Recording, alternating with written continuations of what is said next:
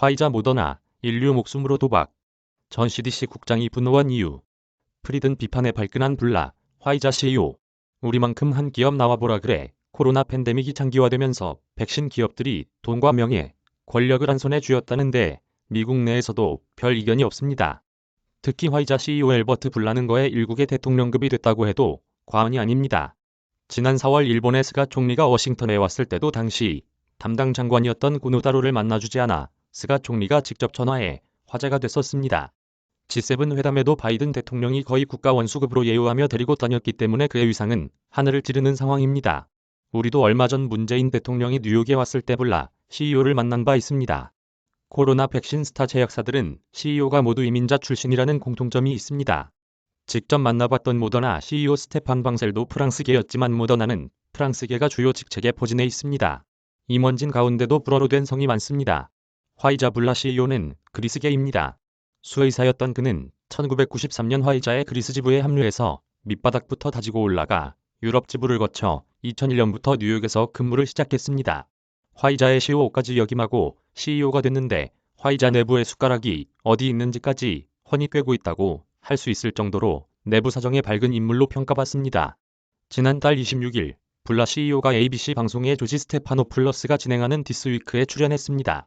여기서 화이자에 대한 비판의 불라가 발끈한 부분은 눈에 띄는 부분이었습니다. 진행자 스테파노플러스는 인터뷰를 할 때 상대를 격동시키는 기술을 잘 넣는 영리한 앵커입니다. 얼마 전 바이든 대통령을 단독 인터뷰하면서 아프간 철군 때 나한테 아무도 이런 일이 벌어질 거라고 말해주지 않았다고 고백을 이끌어내기도 했습니다. 이 발언이 최근 청문회까지 계속 논란이 되고 있기도 합니다. 스테파노플러스는 이 방송에 출연한 불라 CEO에게 톰 프리든 전 CDC 국장이 트위터에 올린 화이자, 모더나에 대한 비판을 들이밀며 어떻게 생각하냐고 질문했습니다.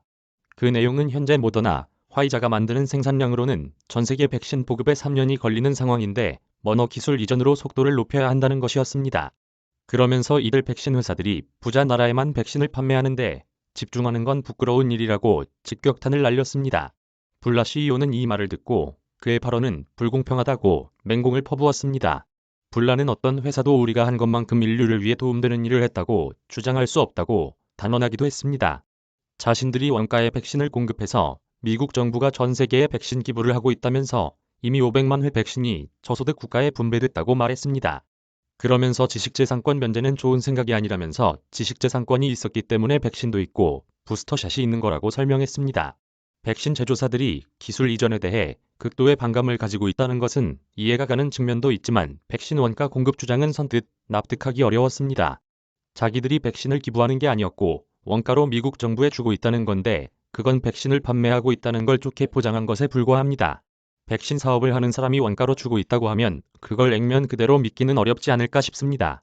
기술 이전을 주장하는 프리든 전 CDC 국장의 생각은 그동안 2번이나 장시간 인터뷰하면서 어떤 맥락으로 한 건지 나름 이해할 수 있었습니다. 하지만 그 사이 백신 업체들에 대해 미국 내에서 논의가 어디까지 진전된 건지 확인하기 위해 다시 한번 인터뷰를 하자고 요청했습니다.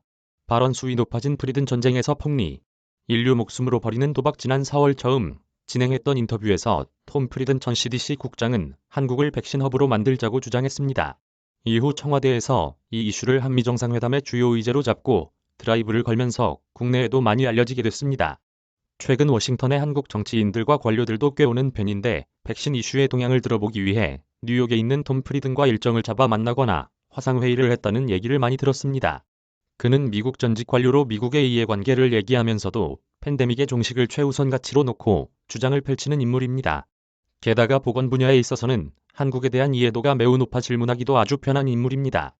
프리든은 현재 리졸브 투 세이브 라이브즈라는 시민단체 대표를 맡고 있습니다.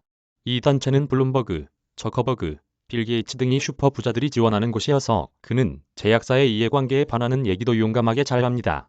한국에서 온 한 정치인이 프리든을 만났다며 사석에서 말해줬는데 그는 우리 단체는 돈이 많아서 눈치 볼 거 없이 하고 싶은 얘기 그냥 한다고 말했다고 합니다.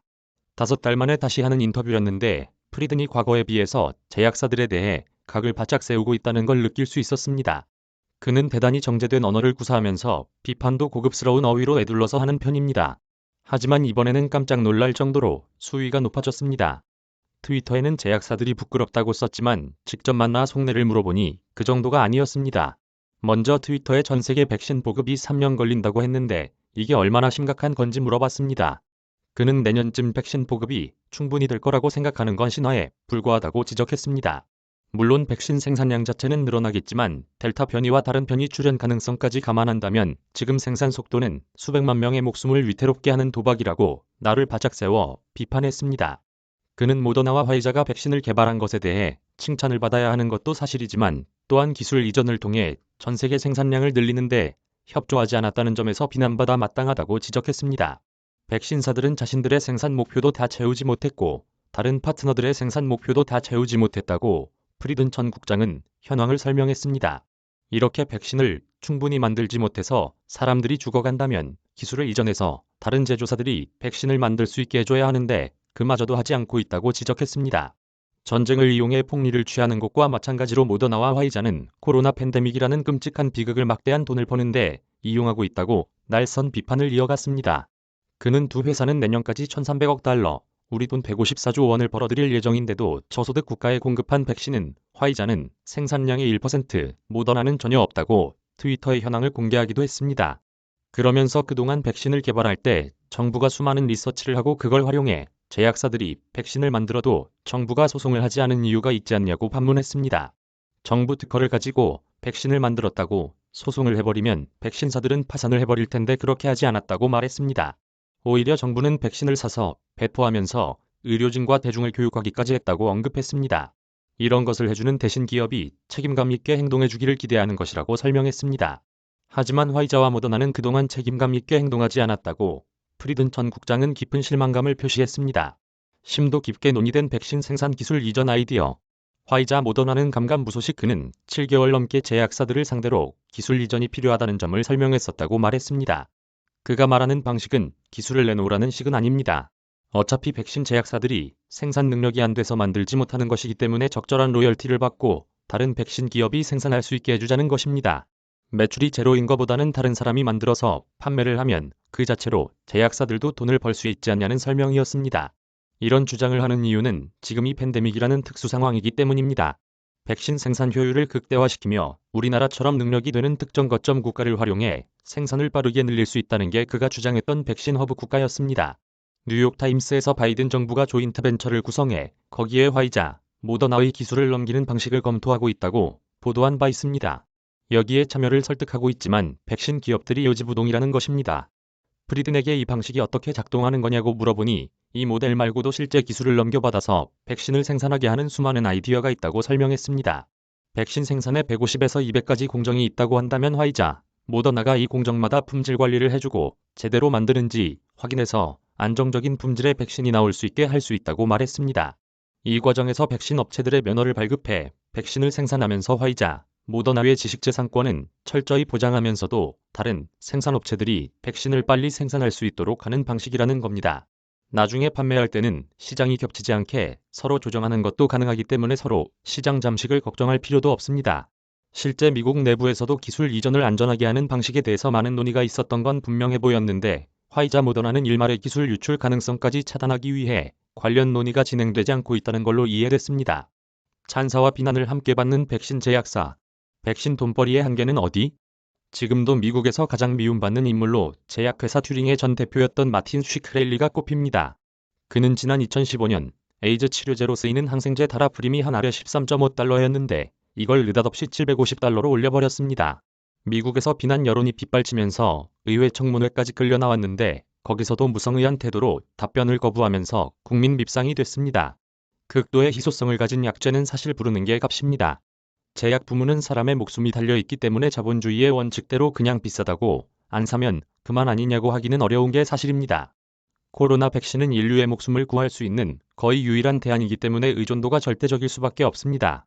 이렇게 어려운 성과를 이뤘다는 공로는 충분히 인정해줘야 한다고 생각합니다. 그래서 그동안 천문학적인 돈을 버는 걸 부러워는 해도 비난하지는 못했던 것입니다. 하지만 너무 오랫동안 자본주의 원칙으로 돈을 짜내려는 태도를 좌시하기는 어려운 것도 사실입니다. 특히 전 세계 인류의 목숨이 사실상 화이자, 모더나의 의사결정에 따라 바뀐다는 것은 국제 정세까지 위태롭게 한다는 점에서 더 큰 문제가 있습니다. 선진국들은 내년이면 코로나에서 어느 정도 벗어나서 정상 생활을 할 수 있다고 화이자, 모더나 CEO 모두 말했지만 이 예상이 과연 맞을까 하는 생각이 들기도 합니다. 저소득 국가에서는 2024년까지 백신을 구경도 못하는 곳이 많을 텐데 이들 국가에서 새로운 변이가 계속 출현할 가능성이 매우 크기 때문입니다. 그때 가서 부스터샷 정도가 아니라 임상시험을 또 거친 완전히 새로워진 화이자 2.0 모더나 2.0을 또 돈 주고 맞아야 하는 시기가 온다면 전 세계인들의 분노가 임계점에 달하지 않을까 생각이 듭니다. 김수영 기자